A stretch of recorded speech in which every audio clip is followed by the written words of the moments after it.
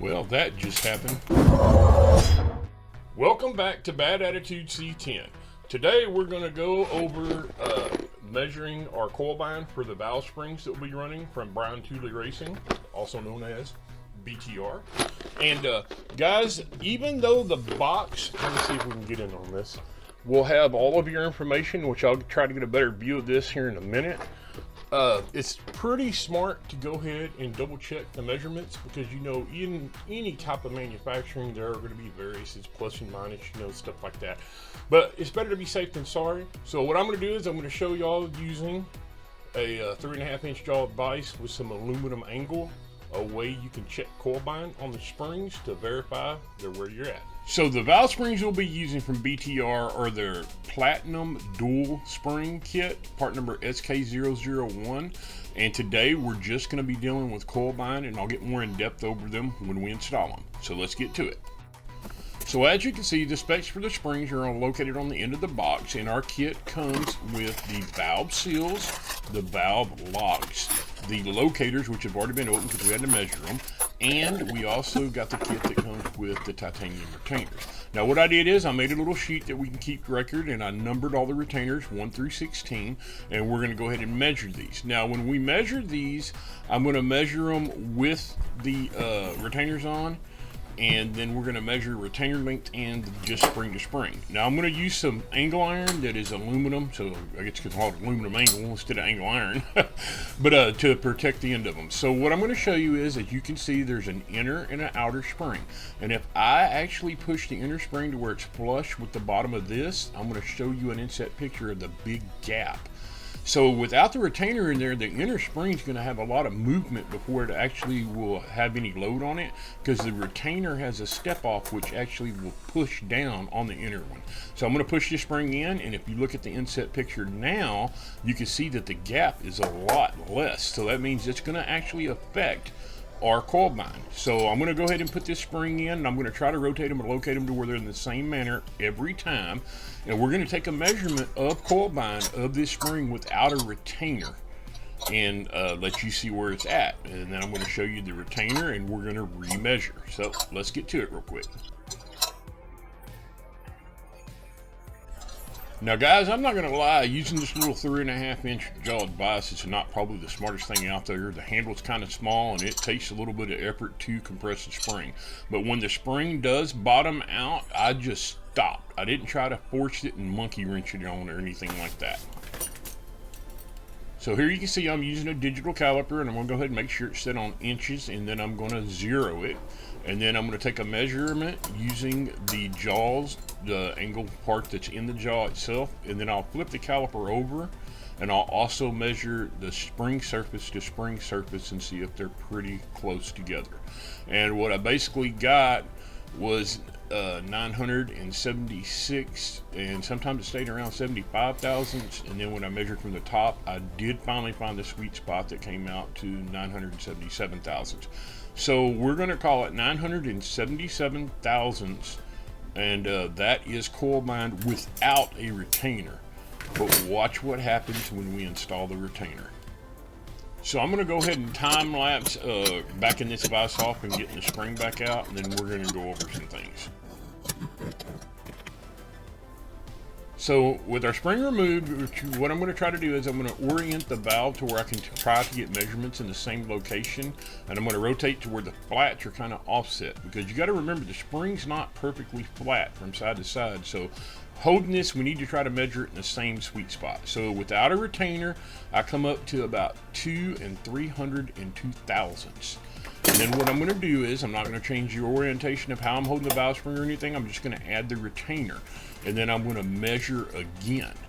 So remember, our original measurement was 2 inch 302 thousandths, and now with the retainer, and I got to kind of hold my tongue right on this, because there is a little raised portion on the retainer tip, so I have to get it to where it's square, but holding that, and as you can see, comes up to 2 inch 402 thousandths, so approximately right at 100 thousandths of difference in the length. So let's go ahead and throw this back in, and again I'm going to rotate the valve spring to where it's sitting in the exact same location that it was without the retainer, and then we're going to take our new measurements.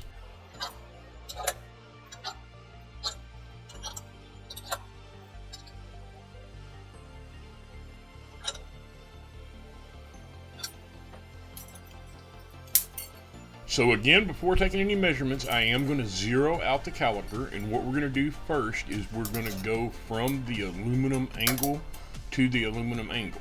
So this measurement will have the retainers added 100 thousandths of measurement to the overall total. So we're going to call this 1 inch and 135 thousandths. So I ain't gonna lie, guys, the next measurement is kind of a pain in the butt because you're trying to use the valve spring itself, and you do not have much of a ridge between the retainer and the spring. So you kind of just gotta move it around and find the best point, but you don't want to go too far on the back side of the spring because you want to be measuring it on the same side that you measured the vice jaws. So here I finally found the sweet spot, and I got it to 1 inch and 34 thousandths several times, and I just held it there. So we're going to call it 1 inch and 34 thousandths, and that is without the retainer added. So that will be the actual coil bind that we're going to reference for valve spring number 1. Now guys, I want y'all to remember that the actual coil bind on our box of springs showed to be 1 inch and 70 thousandths. So us doing this is going to have our math proper for the setup of our valve springs. So guys, I'm going to go ahead and time lapse this and start popping through, and I will slow it down a little bit to where you can see the measurement of each spring. And again, I am going to show the measurements with the retainer whenever you see the caliper upside down, and then I'll go off the spring itself, and then we'll show what our figure was for each spring, and at the end I'll show you what all the springs came out to. So here we go.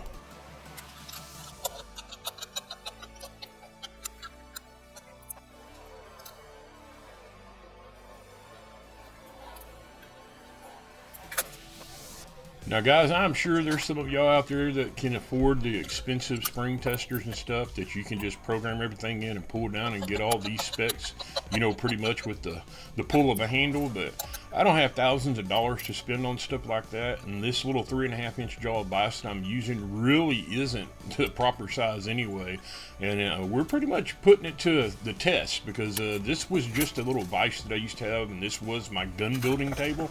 So all it used to do was just hold a mock-up block to hang lowers on, to assemble lowers and stuff like that, and now it's serving as this, which again, it's probably not the best fit, but I'm just showing you that you can achieve good results even using basic stuff. So let's get back to it.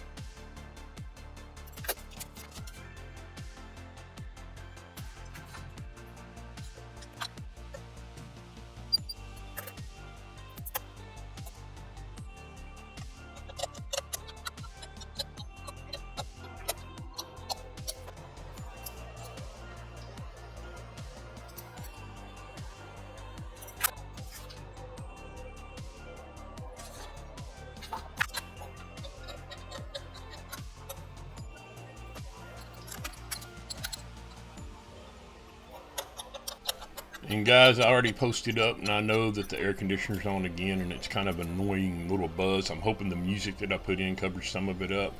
And I know it's kind of just repetitive of watching this, but I went through and I wanted to show y'all that I did check all 16 springs. And it's better to be patient and go ahead and check instead of just like doing 2 or 3 of them and assuming that that's where you are. I'd rather find out that I had a bad spring now, or one that was way out of spec now, instead of after I got the engine together and the truck running, because that would pretty much suck.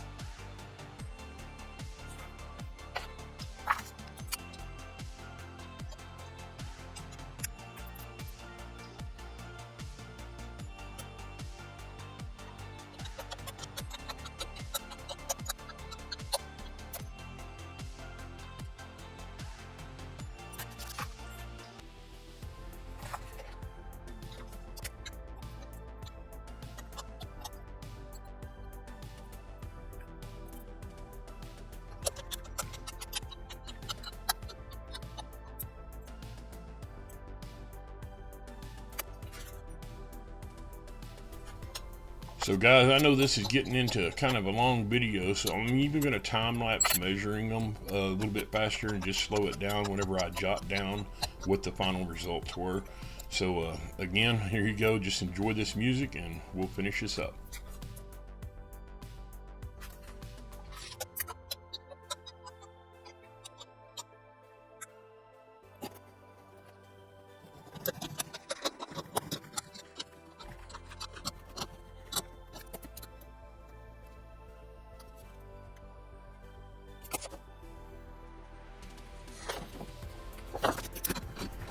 Boy, I think we're putting some wear and tear on this little vise. I've been oiling it and everything about every 4 or 5 just to try to be safe. But you can even hear this thing is actually starting to struggle and strain. And believe it or not, it is being a bear to tighten these up to get these measurements. But hey, it's sufficing. You're holding up, I guess is the best way to put it. And we'll be all right.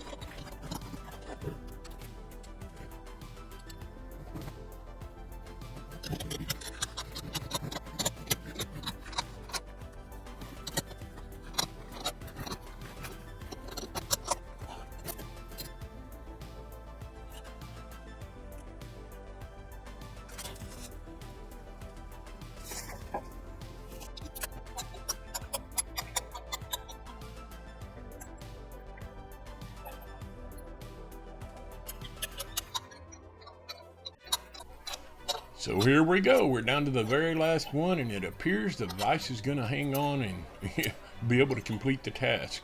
So let me go ahead and get these measurements real quick after I wipe the oil off of the handle and off of my hands, and then I'll let you in and show you the completed list.